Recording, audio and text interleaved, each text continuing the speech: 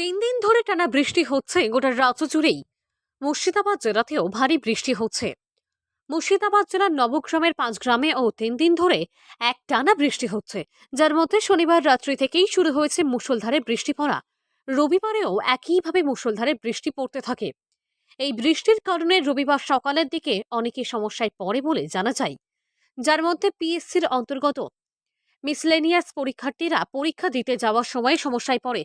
সমস্যা বলতে যারা বারোটা আজকে আমাদের পিএসসির মিসলেনিয়াস পরীক্ষা। এই যে বৃষ্টি কাল থেকে আজ গত 3 দিন ধরে হচ্ছে, বর্তমানে ছাড়েনি, তার জন্য ভাবছি যে কি করবো, আমরা কিভাবে যাবো, মানে খুব অসুবিধার সম্মুখীন আছে।